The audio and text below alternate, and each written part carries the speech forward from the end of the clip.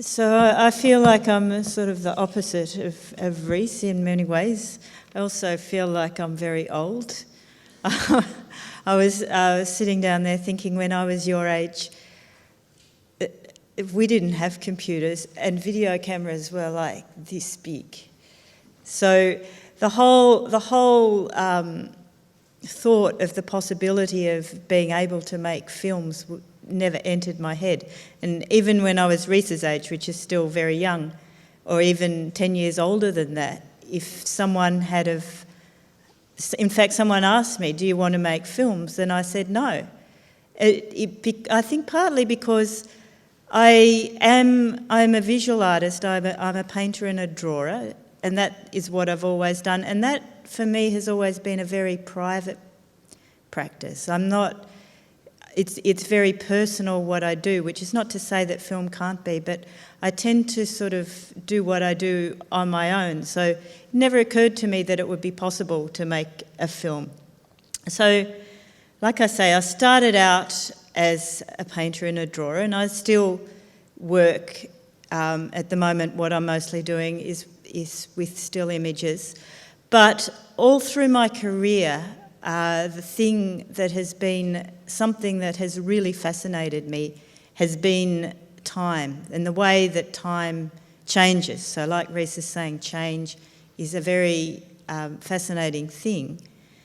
But the other thing that is really important is the point of view on space, but also the point of view on time, how you see time pass by and you suddenly become old. But anyway, so I just wanted to start by talking briefly about a little technical, maybe it's because I'm a uni lecturer, I get caught up in these technical things, but I'm really interested in what is the difference between story and narrative.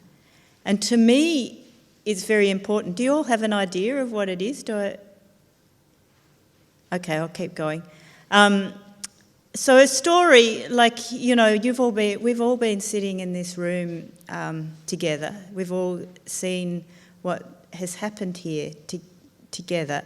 So to me, a story it's just a sequence of events. It's one thing happens and then another thing happens. It's not just that, it's that. So it's something that happens in time. And so today in this room, since morning tea, it's a story. It may not be as interesting as Reese's film story, but it's a story. However, it's not a narrative because it hasn't been told. So Reese could probably make a really, really interesting narrative out of that because that's what he does. He's a storyteller. But you might all be able to make a narrative about it as well. So a narrative is a narration. The narrative is the storytelling. It's who tells. And so every narrative will have a story, but every story doesn't necessarily have a narrative or a narration, but it might have 100. Is that clear? Sort of? Anyway, so I'm interested in both, but I'm particularly interested in how you narrate, which I think is probably, you know, what anyone who's making any art that involves story is about. But I became very interested as I was making still images in how do you make a first-person narrative? Because, you know, if you read something, or even sometimes if you watch a film, you can hear the story in first person. So I'm telling you my story in first person. The first person is the person who experiences it, tells it. And over the years, before I started making animations, I hadn't really paid much attention to them. It sort of happened accidentally. But over the years, I've come across a few fantastic hand-drawn animations that manage to have that first-person voice in it. And I didn't realise that I would be able to have control over what was going on the screen. So I might have been able to bring them, but you can see them on YouTube. The first one is by a UK artist called Joanna Quinn, which is fantastic. It's a story, it's called Dreams and Desires, Family Ties. And it's a story about a woman who gets a video camera and goes to, like not a big one, like a little one, goes to a family wedding, gets drunk. And it's drawn like, you know when you hold a camera and you go like that? It's all over the place. It scoots everywhere. So it's drawn like as though the camera, she's really bad at videoing. And so, you know, you get the shot of her in the loo, you get the shot. At one stage she ties it to the dog and the dog runs everywhere. So it really feels like what you might see but it's more than what a camera would see. Because it's hand-drawn, it makes it that much more immediate you really get the feeling, the experience of that person looking. And then there's another one by a Sydney artist called Lee Whitmore, which is the first person of a 7-year-old child who lived in a village in Sydney when a Russian spy came to live next door. And she didn't know that was what was happening. But the way she tells the story and the way that it's hand-drawn like a child really makes you feel like that is her experience. And then the third one is a Melbourne artist called Sue Stamp, who also, when I met her, was just a drawer, a visual artist. And she made a film called Cry from the Past, which is the story of a fishing village and whaling, but it's told in the voice of an old woman telling the story of the past. So you have the voiceover, which gives that first-person story. So I'll just talk very quickly about how I got to make films, and I will show you this just in the background. This is the one that I made before the film that you saw before, called Unreeling. But anyway, the way that I started making films was that I was always, as I said, always interested in making work about time and about stories. But it was really important to me that the story comes together for the person who's viewing it. So you'll see this film, there's no story. I don't have a story before I start. It's just a narrative so that there's a bit of sound, but not very much. So that the aim for me is that people looking at my work find their own stories in it. So it's sort of turning it around the other way. But what happened was I decided for once, after doing that for many years, making sort of very ambiguous narrative images, to make something that did have a story underneath it. So I made a series of paintings based on Sherlock Holmes' Hounds of the Baskervilles. There were about 70 little paintings like that, and they sat around the wall. And it sort of worked, but it sort of didn't, and then I forgot about it. And then I was living in Melbourne, and it was a very short time in my life when I didn't have a studio. And you know how your screensaver will show the photos that are in your photo album. So all these Sherlock Holmes paintings were in my photo album, and as the computer screensaver went in the lounge room, it was like I was watching these paintings as a movie.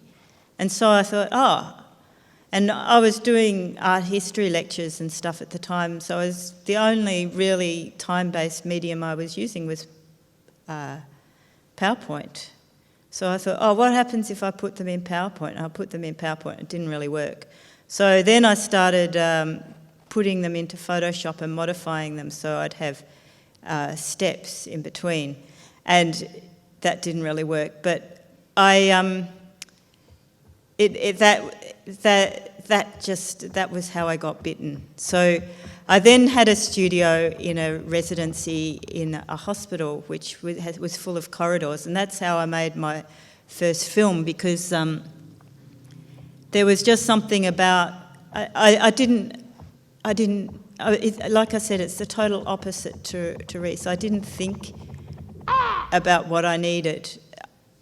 It just came to me that that there was something about the movement through a corridor, and in retrospect, it was a useful thing, because it was like, that's probably the easiest space to draw movement through, because it doesn't change. So basically, it went from there, where I started doing drawings on A4 sheets and scanning them, changing them, scanning them, changing them, ending up with hundreds of files.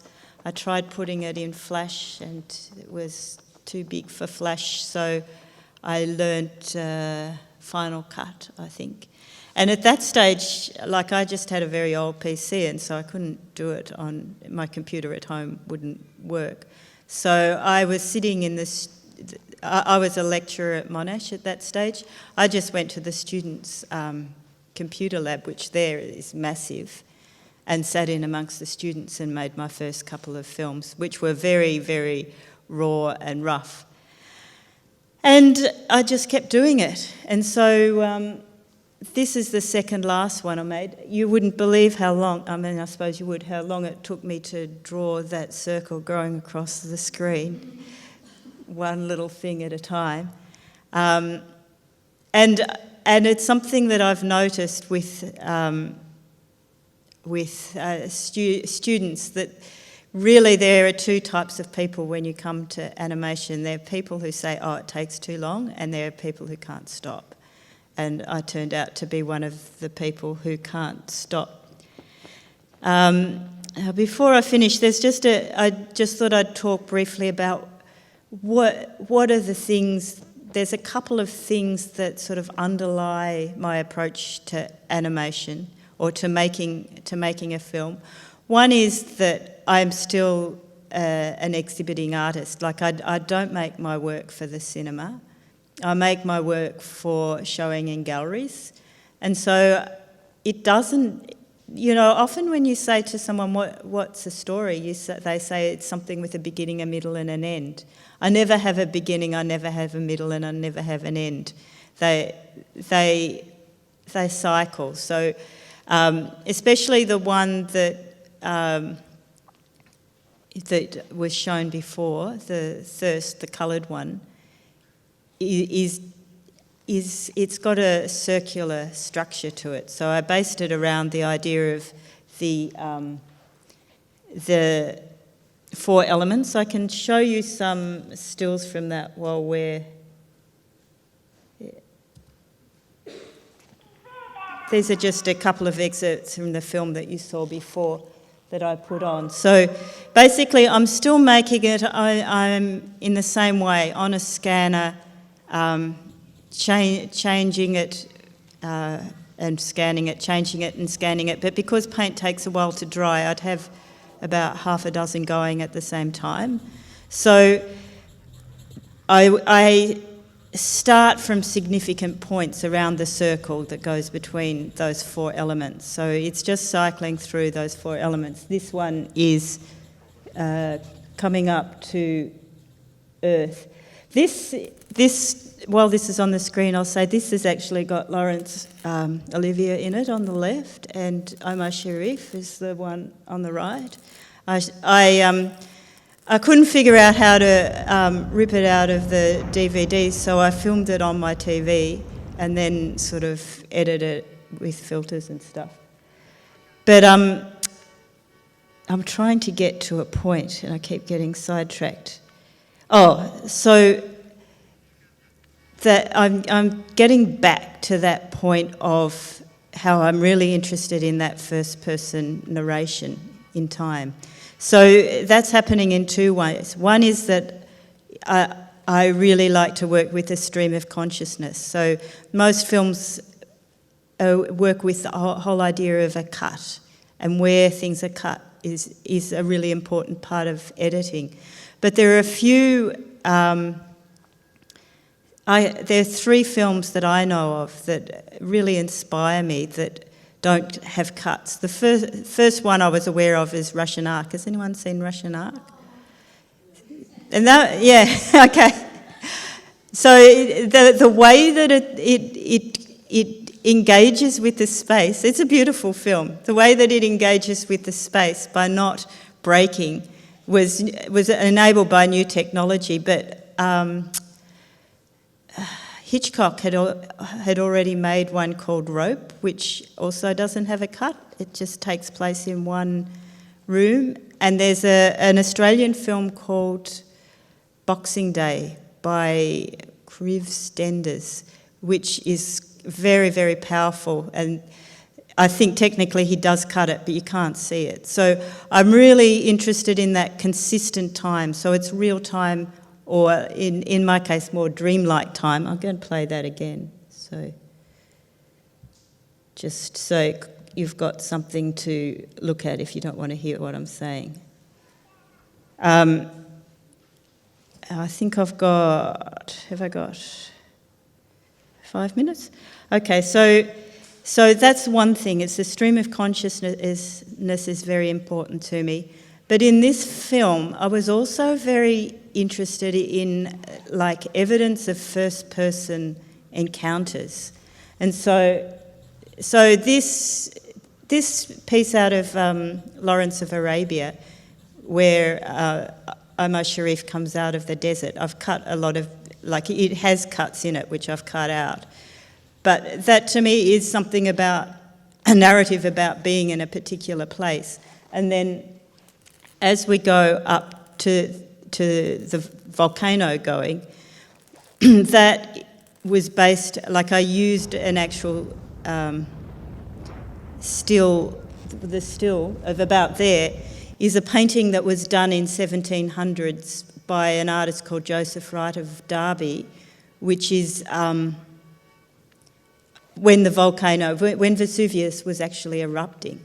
So it's made from life. It's actual. It's got an actual visual thing, which normally, we rely on a camera for, but when you're drawing, it becomes something quite different.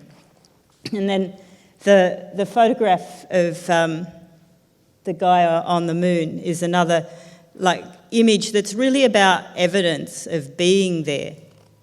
And then the film started with a photograph of myself. Well, I say it started, but that's the link where it transitions from one round to the next. Is a scene from my studio. And I think that's probably quite a good place to finish on.